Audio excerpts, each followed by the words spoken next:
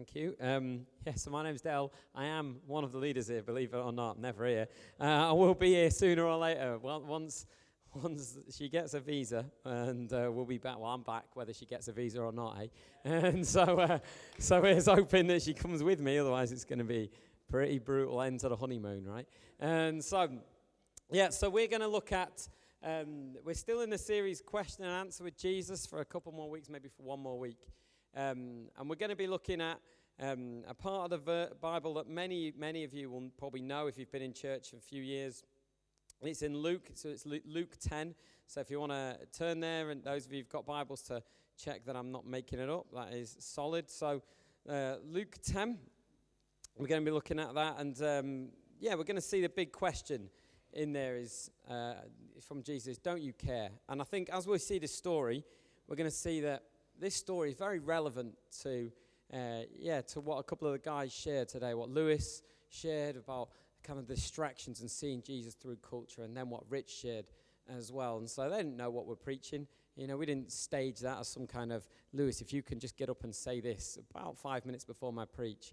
You know, God knows what he's doing. He's got something to say. And so, we'll take that seriously. And before we do, we're going to talk about Andy and Beth's first date. So those of you who don't know Andy and Beth, so Andy is our worship leader today, but I've just spent a week with him. Beth is his heavily pregnant wife. And so on their first date, they went shopping. They went shopping for jeans, which is a weird thing to do on a first date.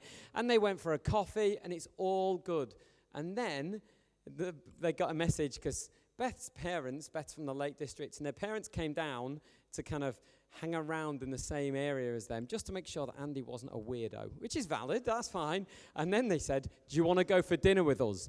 Day one, night one, no. It would be the answer, absolutely no. Then they offered to pay, so Andy said yes. And so, that is intense, right? First date, meeting your potential parent-in-laws, that is right out there. Wild horses could not have made me do that with Lindsay. I was like, I'll meet your parents, and then we're going to leave and have our own date. Thank you very much. And so they were there, first date, and it's going all right. And Andy's telling this story, and he says, and I was just telling the story of my dog and when it was dying. Very sad tale. And he said, and I did this little impression of my dog when it was ill like this.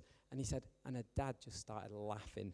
And he was like, which is fair enough, because as Andy did the impression, about 3 of us started laughing as well, because we're monsters. And he was like, what? Who is this guy? Don't you care? What kind of family am I going to potentially be marrying into? They are monsters. And so, believe it or not, they made it. And so, if you're about to go on a first date, don't bring your parents. It's just weird. And it's not acceptable. That'll be one of the bits of advice I give the young people. First date, no parents. And so don't you care? That is the question. And we're going to see this in this kind of verses. So in Luke 10, verses 38 to 42, it should be on the screen, but I'll read it from the Bible as well. So it says, as Jesus and his disciples were on their way, he came to a village where a woman named Martha opened her home to him. She had a sister called Mary who sat at the Lord's feet listening to what he said. But Martha, she was distracted by all the preparations that had to be made.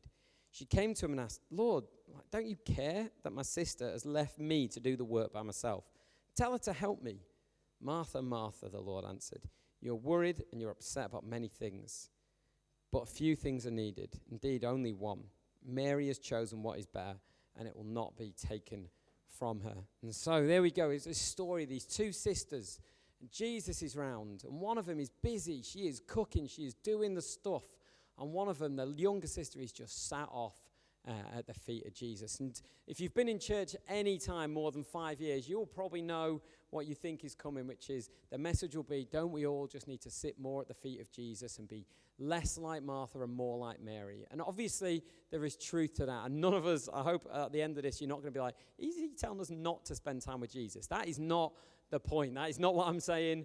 But what I am saying is, the point is I am going to try and de-villainize Martha a little bit, because those of you who've been in church will hear the words Mary, Martha, you go, do you know what I want to be? I want to be Mary. I want to be a worshiper at the feet of Jesus. You had never seen anyone come up to you in church and go, do you know what? You're such a Martha. You are such a Martha. You'd be like, do you know what they said to me? They said I'm a Martha. I'm a busybody. I am working, because that is what we've painted her as. This busy woman who doesn't get it, and that is it. Like, she is the villain of the piece in a lot of church understanding. But we are going to hopefully see that she is not the villain of the piece. And we don't want to associate her with that name. And so, just even the names Mary and Martha, we're just going to step away from that association. And so, talking of names, I've got my favourite name footballer. The season started recently. He didn't play yesterday from Aston Villa. If you don't support football, support Grimsby Town. We need that. But other than that, you can support Aston Villa because they have a player called Marvellous Nakamba. Now, come on. Like, if you can't get behind Marvellous Nakamba, then we cannot be friends. Like, Marvellous is a name. We'd like to be called Marvellous. We don't want to be called Martha. Like, Mary, she's a worshipper. Martha, the name means lady of the house. Marvellous means marvellous. We want that name. We don't want to be a busy, practical lady. But I don't know about you, but my life feels like it's made a lot more Martha moments than Mary moments. A lot more chaos, a lot more busyness. And we have heard that today. And the message is not going to be what you need to do is just stop your life and ignore the chaos. Because we know that life doesn't work like that. We have this battle and we have this kind of issue where we have to strive and really look at trying to seek God through the schedules that we have mapped out for us, through the things that we have in our life, and some of which we maybe need to cut down on, and some of which are just there. Some of which will be there, particularly those of you who've got kids. You can't just get rid of your kids for 2 days. I mean, those of you who sent your kids with us to Solly, yes, you can. You can get rid of them for a week, right? And the amount of parents who came back and they were smiling, they were happy, they were ready to pick their kids up. They had a week of rest, and they were like, hello! Oh, that's the happiest I've ever seen you. And so, but they were obviously very happy to see their children as well. Now, like as many of you know, I'm a local church boy. I've been in the church 37 years.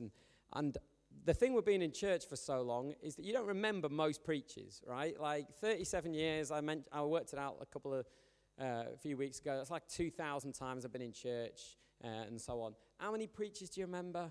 I don't know, a handful, just a handful. But this guy, I remember 4 years ago listening to a guy preaching on this, and he said, it's all right being Mary when you're not Martha. And it was just about saying, actually, we kind of need to look at it again and how we worship God in the middle of our chaos. Talking of chaos, you're right there, dinosaur man. It's just smooth. No one's noticed. And so got away with it. Yeah, no one collared that. Rob didn't lose tag this year. He lost tag a year ago, by the way. Which took a year to get the dinosaur costume out.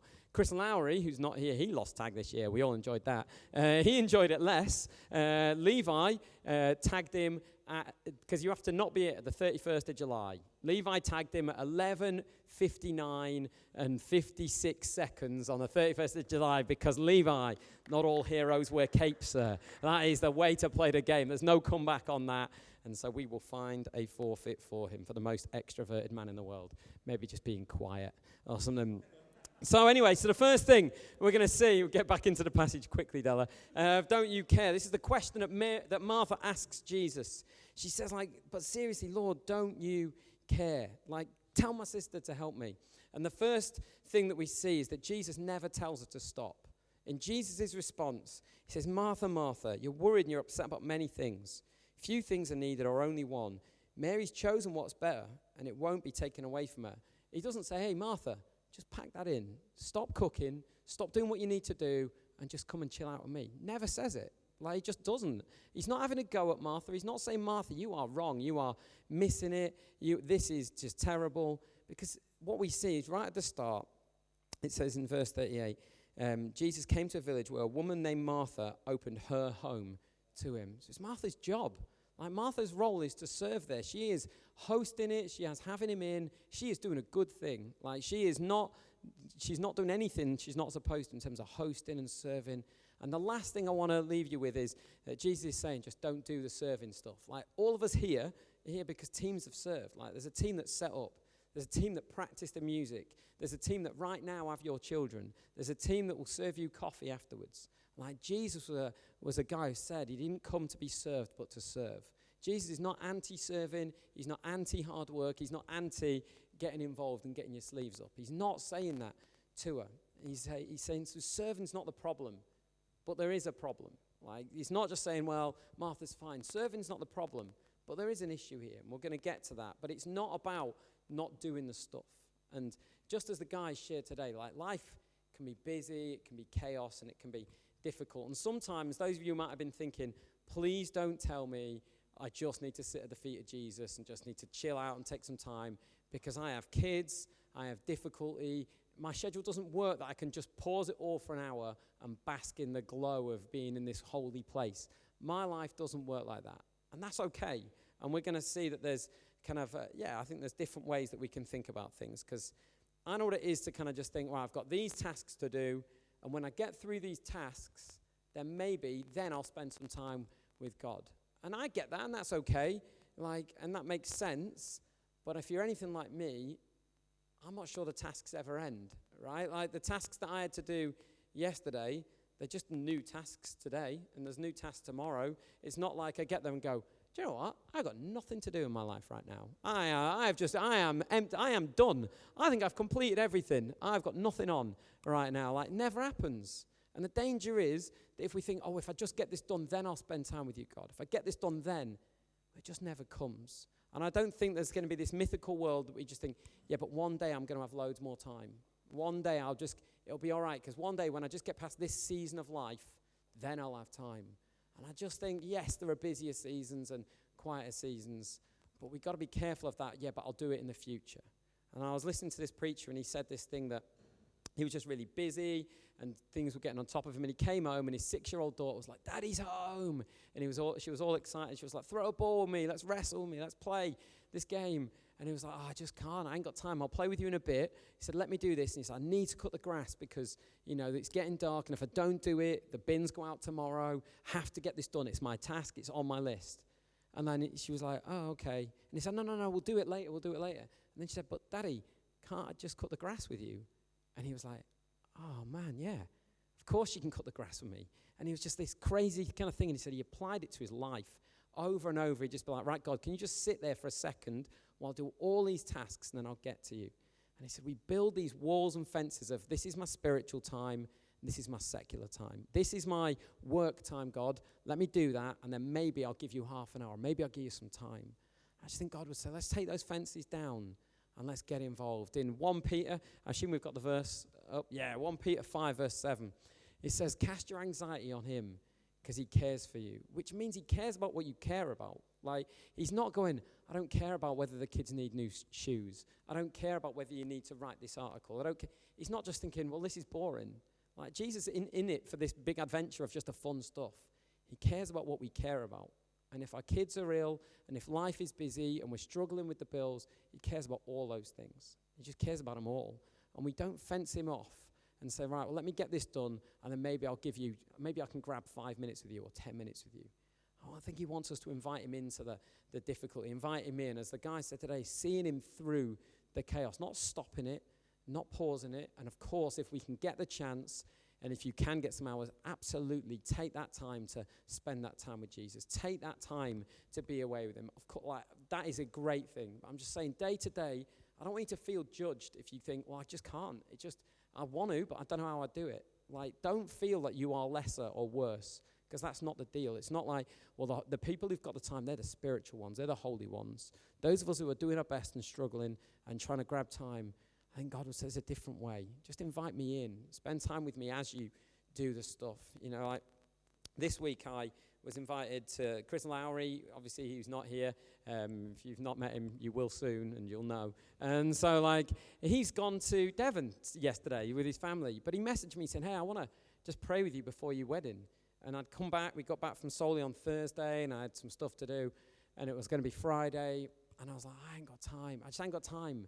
And then I thought about what I was saying. I was like, I haven't got time for a mate to pray with me about my marriage. And I was like, I'm just going to have time for that, aren't I? That just has to be something I have time for. And then the mad thing is that night, I was supposed to be going to see a student in Manchester. I teach at a university. I was supposed to be going to see a student at a work placement in Manchester. And that got cancelled on Thursday. So I was like, hang on, there's 4 hours there that you were going to be in Manchester that's gone. And initially, I'm still going, yeah, but those 4 hours, I've still got to do this. So God's given me 4 hours. No, I didn't. You don't want to spend 4 hours with Chris Lowry praying for you. Don't get me wrong. But I was like, of course I've got time. But my instant was, no, I can't. So he went out, he had his kids with him because life doesn't stop. And he had his kids with him and we prayed. And as he finished praying, just as he opened his eyes, one of his kids punched the other one square in the face. Because that is life, right? Like you finish prayer, bosh, tears. Like those of you who are praying today, Ada, she's just running around because life doesn't stop. And we pray with Ada there. Because why? Because life is important and Ada is important. And we don't just kind of think, well, if I could just stop life for a second, then I'll sit at your feet. Like Martha should have been cooking. She should have been doing the stuff that she was doing and also enjoying Jesus' presence. And it wasn't the serving that was the problem. It was the attitude and the kind of things that she was struggling with the problem. So we see the second thing is that comparison.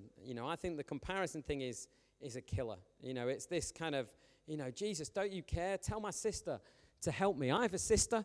We have siblings have rivalry, right? And so, I can kind of relate to this just as she's going, look, Lord, don't you care that my sister has left me to do all the work? Why, tell her to help me. And so Jesus is like, right, okay, and he doesn't take that well. And, and that's the thing that kind of would kill it. And at Christmas Day, obviously part of our family routine is that the young kids, I say young, my sister's nearly 40 and I'm 37. We're not young, are we? But my dad's 87, so we're massively young compared to that. And so what we do is we wash up. My mum's done the meal, and a Northern Bullet, Margaret Della, she can make, she is no nonsense, but she can make a roast. And so it's a good dinner. So she makes the dinner and we wash up, done. And so me and my cousin were there washing up. I'm like, where's Ruth? Where's my sister?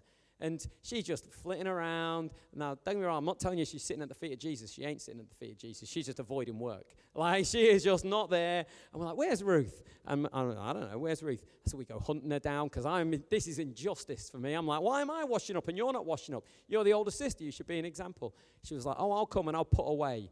Now, we all know putting away is not a job. Like putting away, if anything, that is a subset of drying up. Like you dry up and you put away. If you are a young person and you're saying, I'll be on putting away, you are scamming the system. Don't you dare. We're better than that. Like putting away is not real. And so me and my cousin were not having it. We're like, don't you put away. Don't you bring that putting away stuff to town. Like you get involved. And she tried 2 things and then went away. And the fact that I'm still talking about it in August shows that I need to get over it. I understand that. But it bothered me. And I was like, why am I doing it and you're not doing it? It's one day in Christmas that I wash up. And I'm like, oh my goodness, this is the worst. And there's Martha going, but Jesus, I'm doing it all. And Jesus is like, hey, Martha, come on. She's got something else to do. Now, admittedly, my sister had nothing to do. But still, that doesn't matter. And the task isn't the issue. But the comparison with other people and the criticism of other people, that is the issue here. That is the problem. That is what Jesus is saying. Hey, we're not having this. Yes, we need to be doing the stuff that God has put in our hands to do. We need to serve with all we've got. But we can't look at other people going, it's all right for you because I've got this. And I don't know why we do it, but I think we rank ourselves in kind of busyness. Maybe I rank myself in business and nobody else does. But, when somebody says, oh, I'm really tired, I'm really busy, there's something in me that wants to just pull out my list and go, oh, you think you're busy? Let me tell you. And I'm like, why do we do this? Why do I do this thing where I pull out this list and go, let me show you how busy I am? And I don't know why it's this kind of source of real kind of pride or frustration or whatever.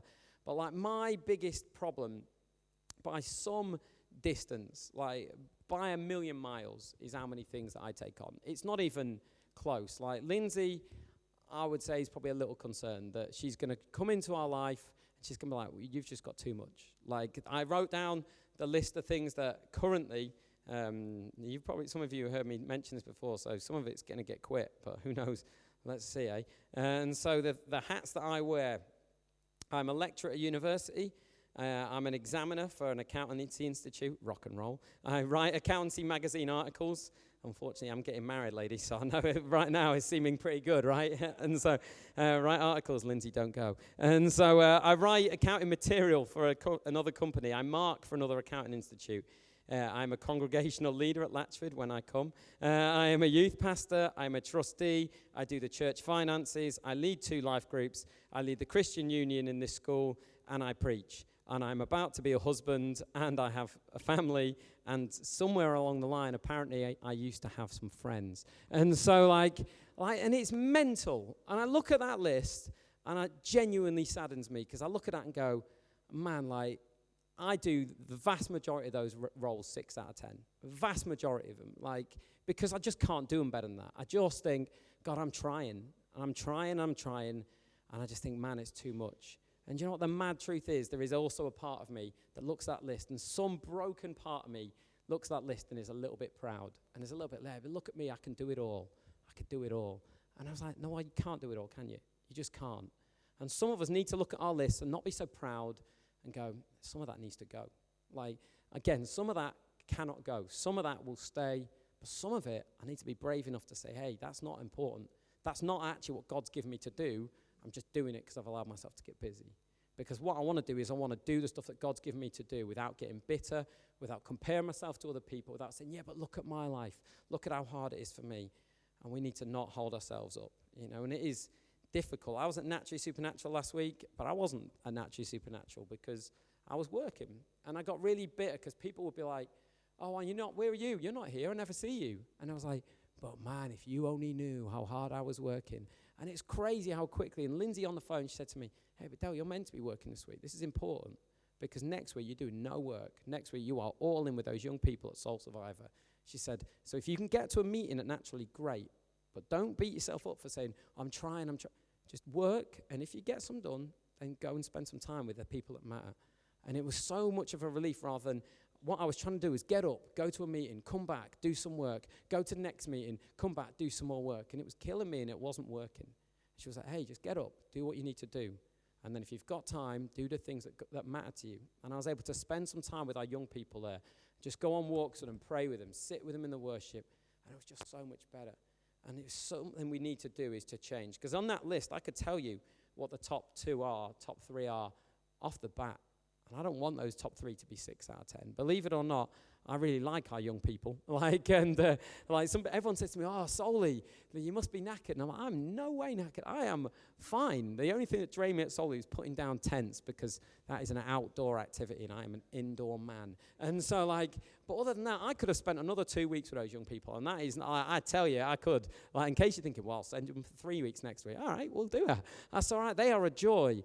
Other than we're live streaming our wedding on Saturday. And one of them may have said, oh, live streaming a wedding, that seems even duller than an actual wedding. Don't worry, Toby, I won't tell him. And so other than that, I like most of them. It's us live streaming this for their benefit, and there he is like, I don't want to watch it. Don't watch it then, you snide. And so, but other than that, I love them. And I could tell you story after story this week at Solly of just where we were able to have that extra time of sitting at the feet of God, an extra time of just worshiping and ministering and so on. And I could tell you the times when they were just praying for each other. And I tell you, if you look at those young people praying for each other and it just doesn't fill you with tears, then you are made of stone, because I was just done every time. I'd just turn around and I'd be like, oh, does anyone need prayer? And there'd be somebody needing prayer, but they didn't need prayer because they had 4 young people already praying for them. And I was like, man, these kids are incredible. They're just amazing. And there was this one time with Lois, who's not here, and sometimes in meetings, letting you behind the curtain a little bit here, young people, sometimes in meetings you sit tactically with the people that maybe aren't going to listen quite as well. I call it man marking. And so sometimes I would sit there and I would man mark certain people. They know, because I've sat with them all the time. And at first, I was like, I did it thinking, I just want to keep you switched on so you're in the meeting. And that's what I did on day 1. But as the week went on, I would just look for them. I want to sit with these guys because this week God's put them on my heart. Not that I didn't care about them before, but it wasn't like a, hey, sit with them to make them quiet. It was a, hey, sit with them because I've got something to say. And I was sharing with Lois Dempster, who's not here. And one of the things that we do is we write all of them a letter and just trying to share a verse or something we feel God's saying or encourage them in some way. And as I was explaining to Lois Dempster what hers was, I just couldn't get the words out. And I was saying, oh, there's this story, and let me explain it to you. And I just started crying out of nowhere. And then obviously she starts crying, and then I was like, we're a mess. And so I finally get through, and then the next day, I say, right, I think God wants me to say something to her again and pray for her. And I start saying, and I start crying. I was like, Lois, you've broken me. I don't understand. But I was saying to her, I really feel God's going to give you a picture of something this week. And she was like, I don't even know how that works. And we just talked about it for days. And in meetings, I would just look at her and go, have you got anything yet? And she must have been like, stop pestering me. Stop pestering me. But I tell you, on the final night, when Lois looked at me and goes, I think I've got something, I tell you, my heart was ready to burst. I tell you, because I was just so happy. I was like, oh, man, God is just coming alive in her life. And she just realized this week she matters and she's so important. And we need that time. And sometimes the list of things will just get in the way. I'm not coming back in September to say, do you know what, I'm going to do a 6 out of 10 job on that youth because I've got too much on.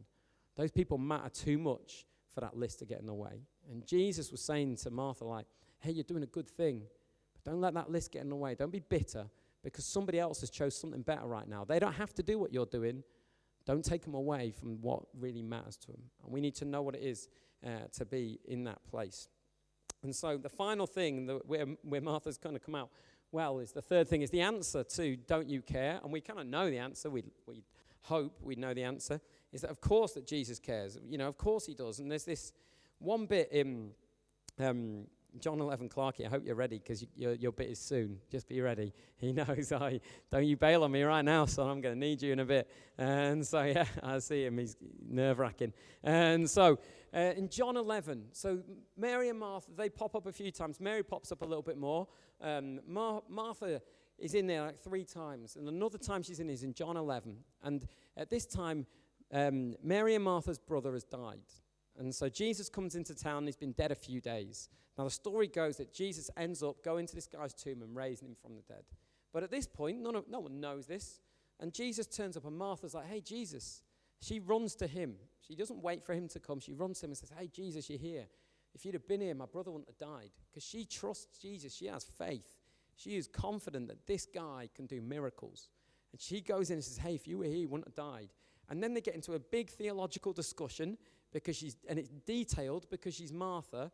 And then Jesus goes, I'm going to go to the tomb. And she goes, he's been dead 4 days. Like, he is going to stink. And, like, she's practical, and she says it. She's like, don't go. He'll smell bad.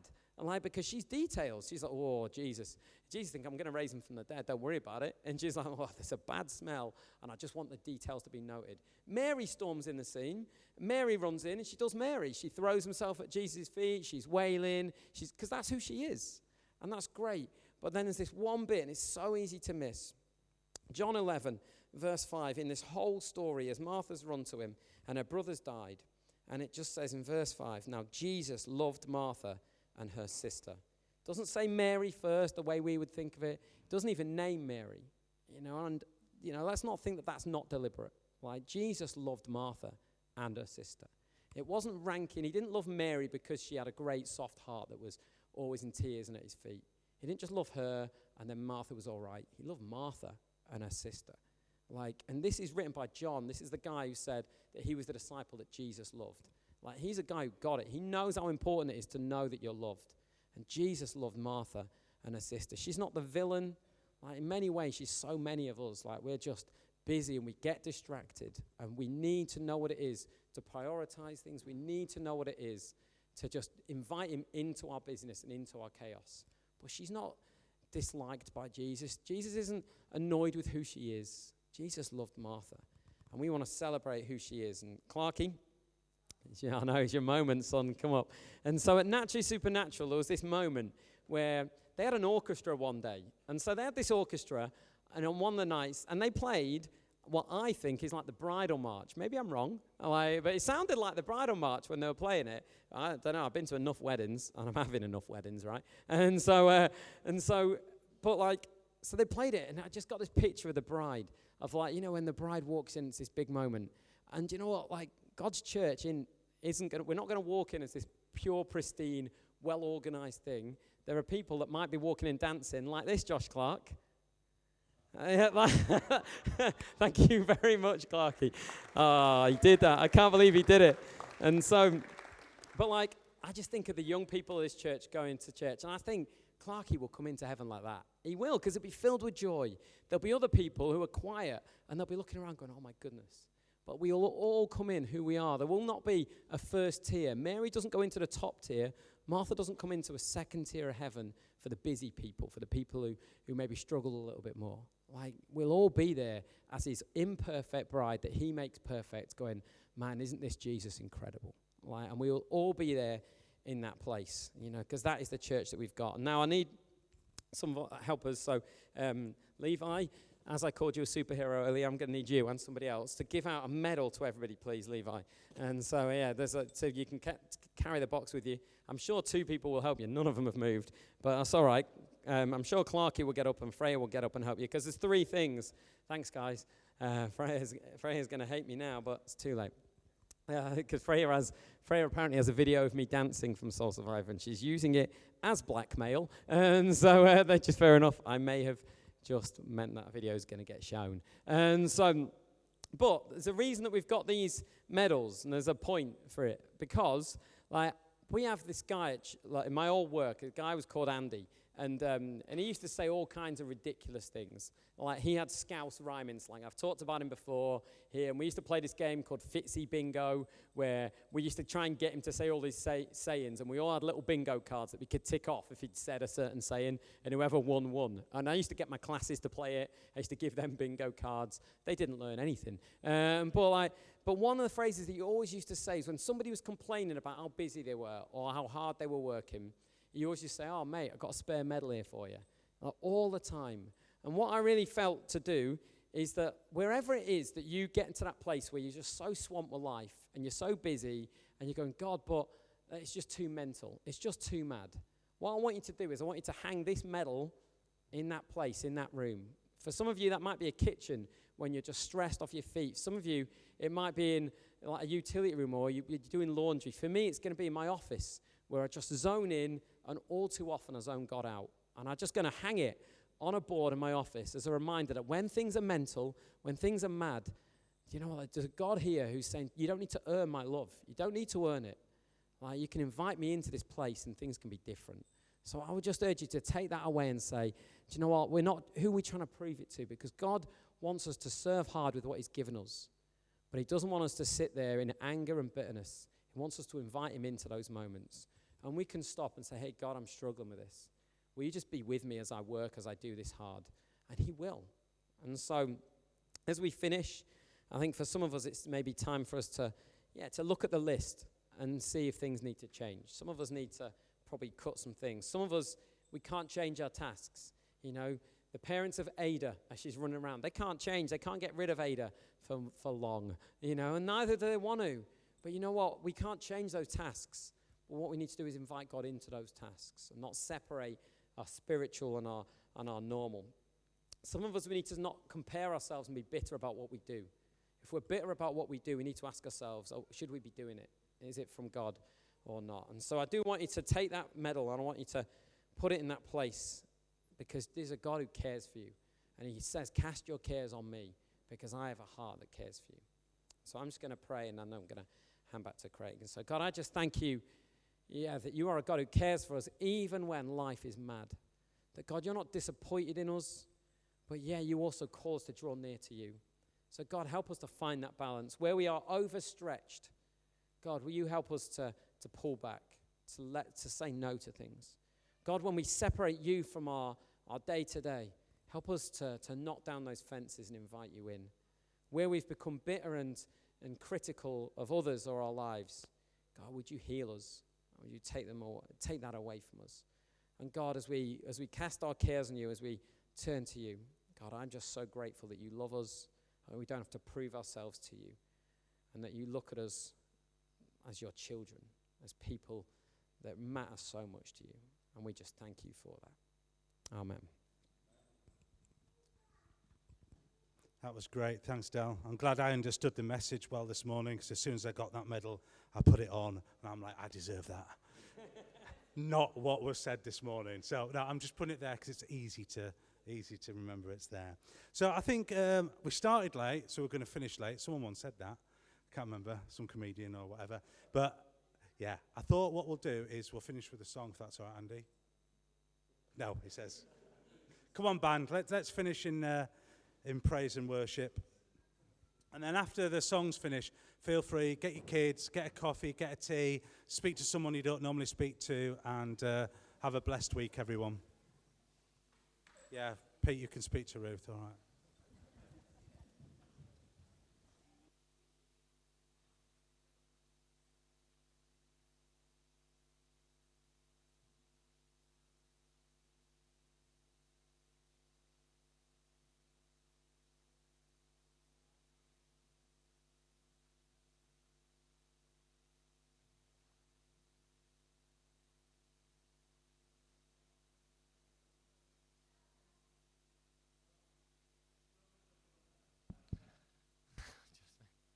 Should we stand? Don't know which one. I'm just having a thing.